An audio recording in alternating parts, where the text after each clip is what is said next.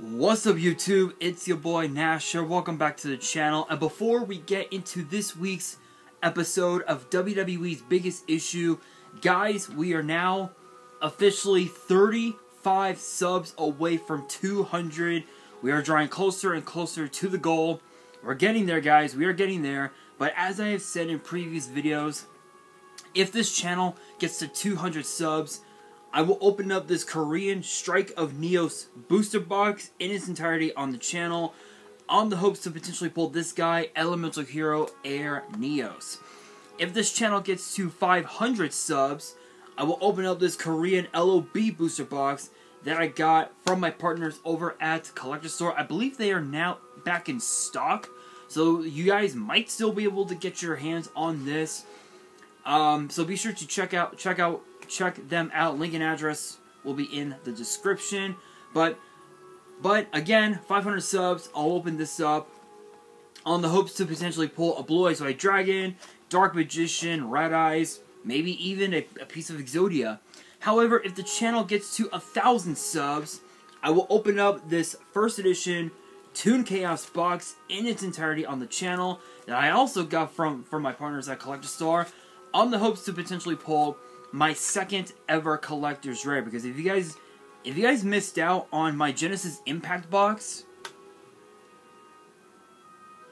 you guys see it right there. It is right there, a collector's rare Beat Cop from the Underworld. Look at that, guys, that is gorgeous. It's kind of wild how I got that lucky, given the fact that I believe the card is like going for like, as a collector's rare, it's only going for like maybe 40 bucks, I believe. I'm gonna have to take a look, but with that being said, guys, if you guys want to see these boxes get opened, maybe you guys want more episodes of Yu-Gi-Oh's Biggest Issue, maybe you guys want more episodes of WWE's Biggest Issue, maybe you guys want more new card discussions, maybe some WWE topic videos. Well, if you guys want all of that and more, my channel is the place to be. So if you guys have not done so already, make sure you guys subscribe to the channel, give this video a thumbs up, turn on the notification bell, and follow me on all of my social media. My ads will be in the description below, as will the info to my fan mail. It will also be in the description as well. There we go. Sorry guys, had to move my camera. Anyway, this week's episode is actually going to be the pros and cons of Night of Champions and what we can basically expect out of the map, out of the card. Because I'm going to be honest right now,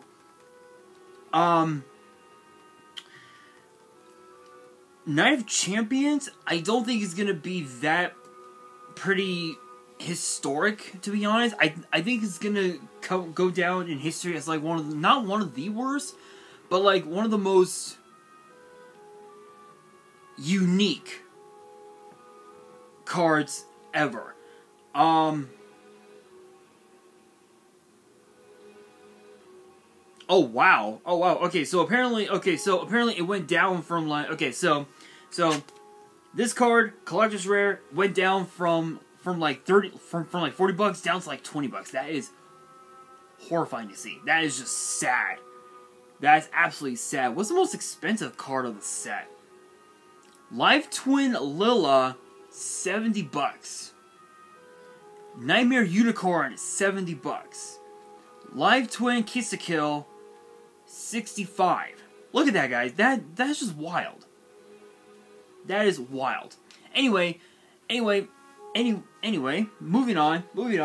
Now, the reason why I say the Night of Champions might not be a historic night, event, is because of 3 reasons. Number one is the fact that, yes, Night of Champions will make history by having both Kevin Owens and Sami Zayn compete in the Kingdom of Saudi Arabia, and I'm gonna actually take a look at that right now. Relationship between Syria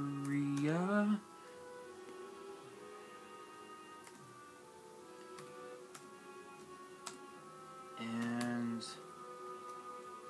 Saudi Arabia. Okay, so apparently there was a lot of BS that was going on between the Kingdom of Syria and the Kingdom of Saudi Arabia, and apparently now they agreed to resume diplomatic missions with one another. So now Kevin Owens and Sami Zayn are legally allowed to show up to Saudi Arabia, and now they'll be defending the Undisputed Tag Team titles against the last two people you would ever expect: Solo Sikoa and the Undisputed Universal Champion Roman Reigns. That's one reason. Again, which that right there just ties into my second reason. Roman Reigns will not be defending his Undisputed Universal title. I'm honestly starting to think that this might be a way. I'm starting to think that this might be a way to get Reigns and Solo to become tag team champions, and they end up dropping the titles to the Usos. So now the Bloodline will once again hold all the gold, which, I mean, it's okay, but is it really going to happen? So again, those are those are like one or two of the reasons. Another reason is that this is for, especially for someone like Brock, for someone like Brock Lesnar, this is like the first time in like ever that he's ever competing in the Kingdom of Saudi Arabia, not for a title. Because if you guys recall, let's go back. What was it, 2018? Was it? No, 2019. 2019. I need 2019. No. Was it 2019 or 2018? I need to...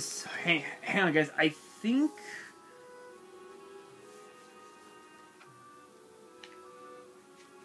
Let's go back a ways. Give me a second, guys.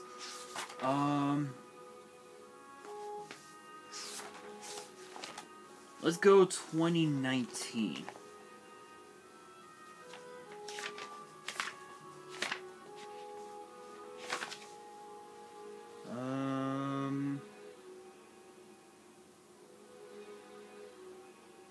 Brock Lesnar, not on the 2019 card, so maybe...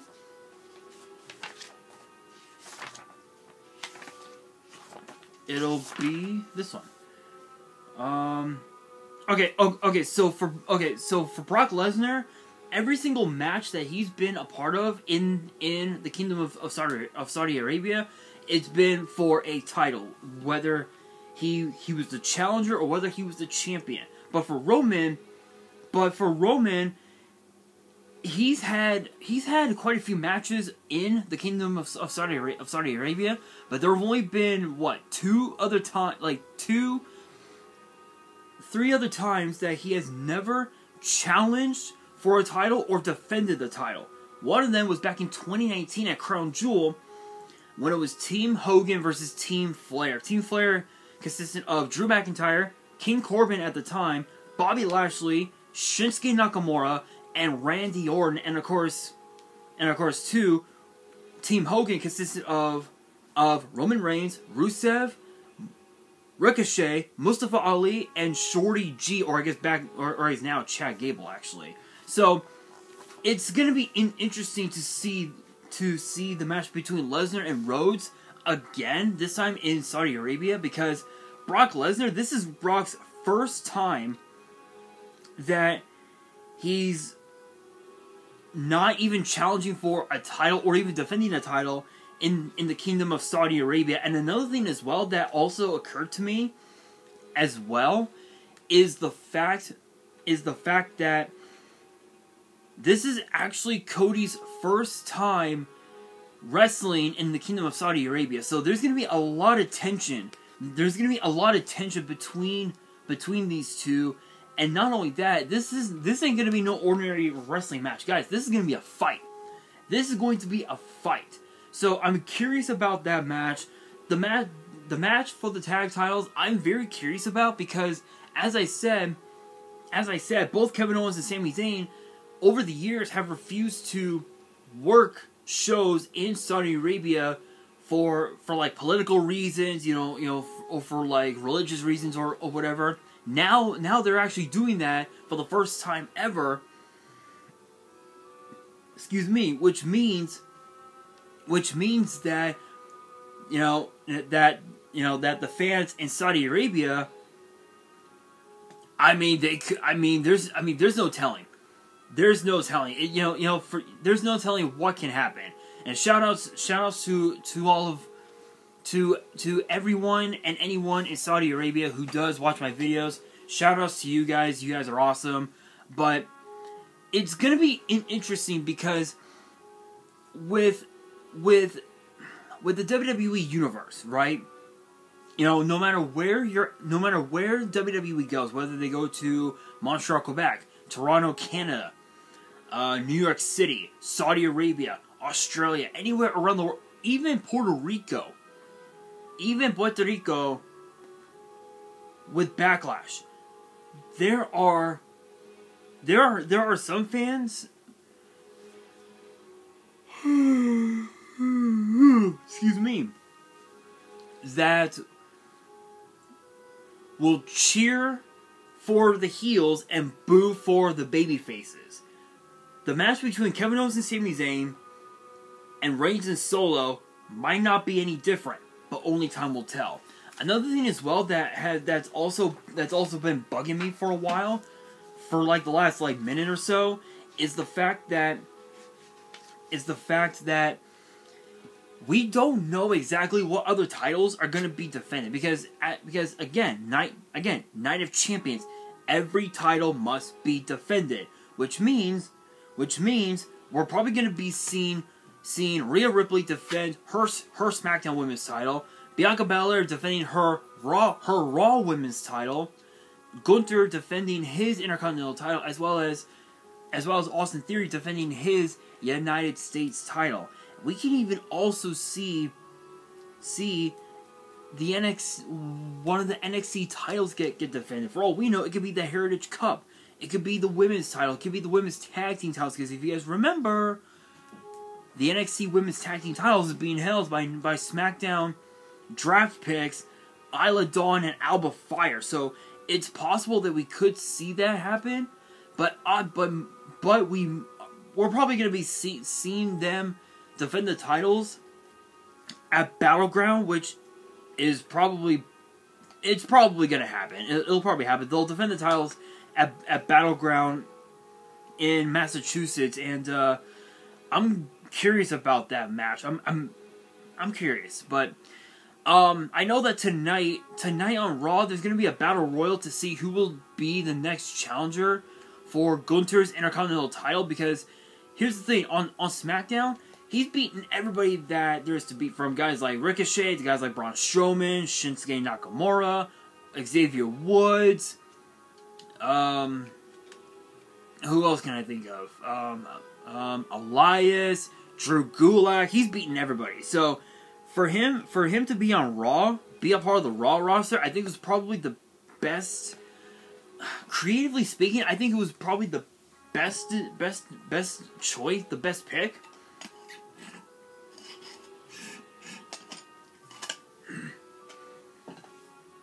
Because of the fact that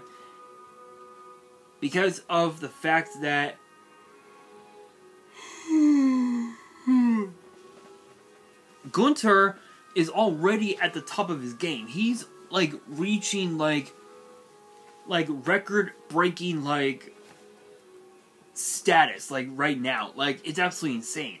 If you were to go on Google, right, or whatever, and you ask the question, who is, and I'm actually doing it right now, the longest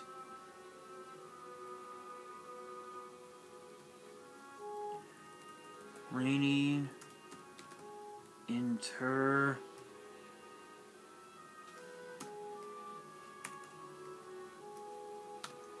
who is the longest reigning Intercontinental Champion? So if you were to ask that question, obviously it's the Honky Tonk Man. Because he held the title 454 days. Gunther's reign is reaching almost an entire calendar year.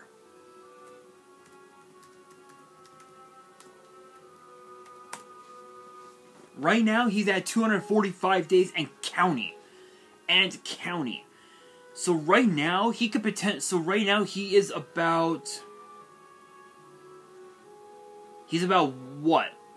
13 days. He's like what? 13 days away, I believe.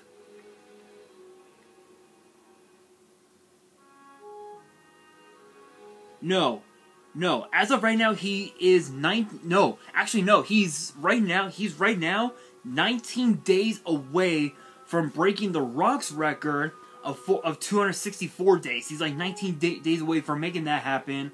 And he's about, I'd say a little over 4, maybe 5 months, 6 months away, potentially, maybe even another year or so from breaking the Honky Tonk Man's reign as champion, which honestly, that right there, insane. Absolutely insane. Can't wait to see if Gunther can actually pull it off, but only time will tell. Odds are, it's possible that we could see Gunther defend his title at Night of Champions, but I want to see about something.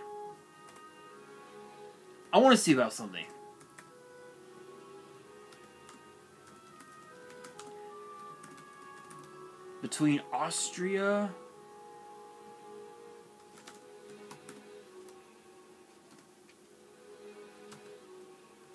and Saudi Arabia. I want to see about something.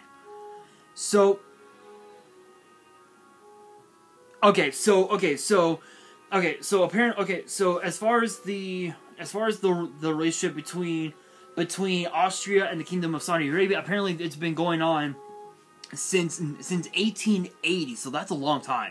That is a long time. So as of now, it is possible that they're pretty much on good terms, historically speaking. So we're definitely going to be seeing Gunther defend his title at Night of Champions, which honestly, I'm all for it. I am all for it. In my opinion, the 3 biggest pros of all of this with Night of Champions, in order for it to be a historic night, one of the biggest pros of all of this is that Reigns gets pinned. Plain simple.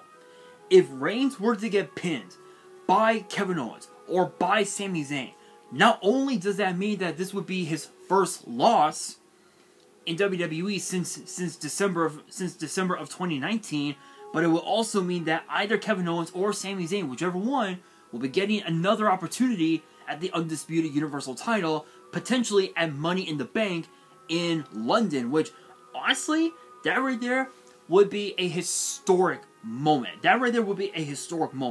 Another pro of all of this is that with the match between AJ Styles and Seth freaking Rollins, is that Rollins wins the World Heavyweight title. Because it's supposed to be a part of the Raw roster. So, is it possible that Rollins could potentially be the one to become the World Heavyweight Champion? Yes. But I do want to point out, this is in no way, shape, or form my predictions. I'll be doing that. I'll be doing that in the next couple weeks. So make sure you guys get ready for that. But I'm telling you guys, that's another pro of all of this. Another major pro in all of this is that Rhea Ripley defends her title against a SmackDown superstar, and that superstar takes the title home to SmackDown, while Bianca loses her title to a Raw superstar. Thus, the titles go back to their respective brands. The biggest con of all of this, I think the one major con from all of this is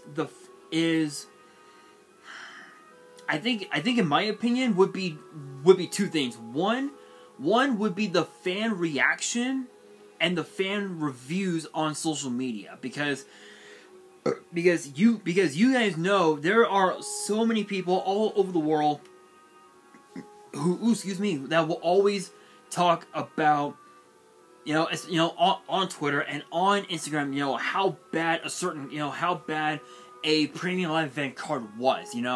Take WrestleMania 29 for example, right? WrestleMania 29 was supposed to have had, I think,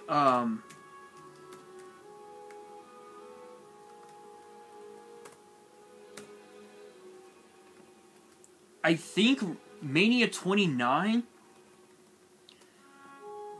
was supposed to have had, I believe, 10 matches, I believe, on the card.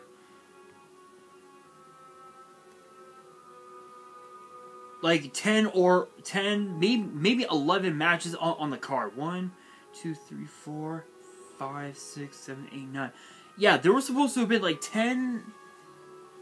like 11 matches on the card, including the kickoff show, but they didn't do it. I think one of the matches was scrapped because of the match between The Undertaker and CM Punk, I believe. I'm not entirely sure, but this was a pretty bad premium live event. I mean, come on. The Intercontinental title being defended on the kickoff show? Come on. I was expecting the match between Mark Henry and Ryback to be on the kickoff show, and the Intercontinental title being on the main stage. Nope. That wasn't the case. So we had The Miz to defeat Wade Barrett by submission to become Intercontinental Champion. We had The Shield against Big Show, Randy Orton, and Sheamus, meaning 3 former World Champions. Again, Mark Henry and Ryback. Team Hell No against Big E and Dolph Ziggler for the tag team titles. Fandango and Chris Jericho, who would have ever thought that match would come to pass. Alberto Del Rio and Jack Swagger for the World Heavyweight title. Undertaker and CM Punk. Triple H and Brock Lesnar. And of course, John Cena and The Rock for the WWE title. That meant 1, 2, 3, 4. 4 titles were defended on this card. And there was still the Divas title and the United States title as well. It's like, what the fuck? What the fuck? You look on at WrestleMania 30 and you see, I believe pretty much all the titles were defended. All of the titles were defended. Literally, all of the titles were defended, I believe. I don't remember. But I know that the tag titles were defended on the kickoff show. Oh, actually, no, nothing was okay. So the only 3 titles that were defended were the tag titles, the Divas title, and the at that time the WWE World Heavyweight title. So 3 titles were defended. This was a bit of an odd one, but you guys get the idea. Again, the biggest con is obviously the fan reaction and the fan reviews on social media. That's something that WWE does need to be mindful of, because for all we know, fans could jump onto social media after the first match and say, oh, this show sucks, don't watch it. So another con, I think the biggest con of all would probably have to be the World Heavyweight Championship not being the main event. Don't get me wrong, okay? Don't get me wrong. The Undisputed Tag Team titles main eventing WrestleMania, that was huge. That was as historic as it can get. But the World Heavyweight Championship has been back for only a few weeks. And the last time it was around in WWE was right around WrestleMania 30. Because if you guys remember, 2013, the World Heavyweight title was basically retired, and it was unified with the WWE title to form the WWE World Heavyweight title. meaning it was two major titles in one singular reign. So, if the World Heavyweight title does not become the main event, then this will go down in history as well, not one of the worst, but one of the least best premium events of all time. I'm just throwing that out there, guys. I am just throwing that out there. But that brings me to the question of the day, which is this. Who do you guys see challenging Gunther for the Intercontinental title, and should that match take place at Night of Champions? I know that it was a dumb question, but I wanted your guys' opinion because obviously there have been times where a lot of championships, they don't get defended all that often in the Kingdom of Saudi Arabia. So with that being said, guys, let me know down in the comments below, and that will do it for this week's episode. Hopefully you guys enjoyed. If you did, make sure you guys smash that thumbs up button. If you guys are new to the channel and you guys want more episodes of WWE's Biggest Issue, make sure you guys subscribe to the channel, turn on the notification bell, and follow me on all of my social media. My ads will be in the description below, as will the info to my fan mail. It will also be in the description as well. And on that, this is your boy Nash, signing out.